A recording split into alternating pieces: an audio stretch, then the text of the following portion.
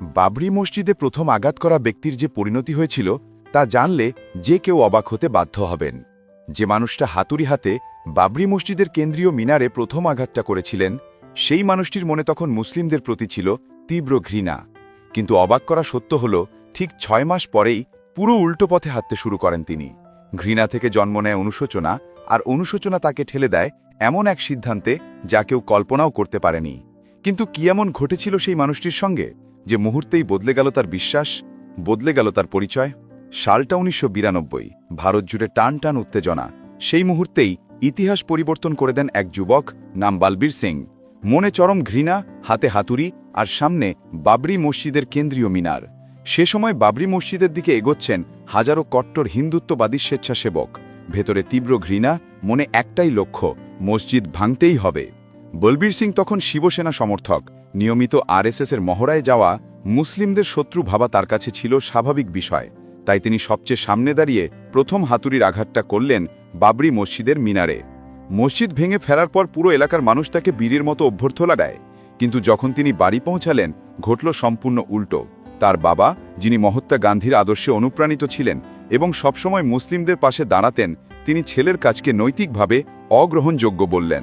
বাড়ির সবাই তার বিরুদ্ধে ক্ষোভে ফেটে পড়ল।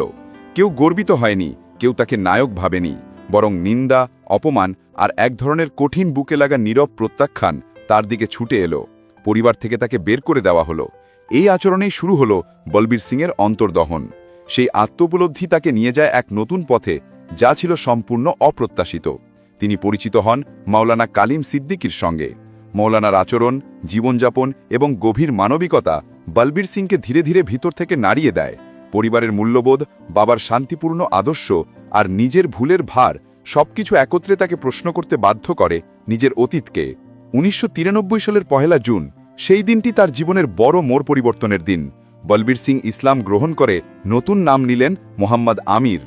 তিনি শুধু ধর্মান্তরিত হলেন না, বরং নিজের ভুলের জন্য তওবা করে নিলেন এক অসাধারণ প্রতিজ্ঞা। তিনি ১০০টি মসজিদ নির্মাণ করবেন। যেই মসজিদের ধ্বংসে তিনি একদিন অংশ নিয়েছিলেন, আজ সেই মসজিদের স্মৃতিতেই তিনি গড়বেন শত শত ইবাদতখানা। পরবর্তী বছরগুলোতে আমির নিঃশব্দে কাজ করে গেছেন।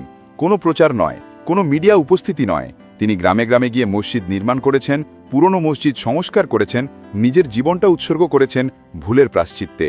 মৃত্যুর আগ পর্যন্ত তিনি তৈরি করেছেন ৯১টি মসজিদ। বাকি ছিল মাত্র ৯টি, যা সম্পূর্ণ করতে পারেননি ২০২১ সালে মৃত্যুর কারণে। বলবীর সিং থেকে মোহাম্মদ আমির হয়ে ওঠার গল্প শুধু ধর্মান্তরিত হওয়ার গল্প নয়, এটা মানবিক জাগরণের গল্প। এটা ঘৃণা থেকে ভালোবাসায় ফেরার গল্প, ভুল বুঝতে পারার গল্প।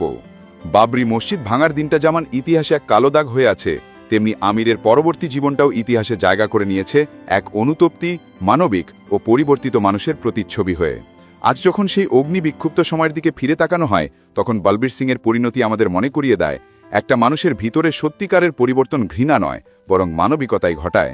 আর সেই মানবিকতার দিকেই হাঁটতে শুরু করেছিলেন আমির, যেদিন তিনি বুঝেছিলেন ধ্বংস নয়, নির্মাণই মানুষের আসল মহত্ব।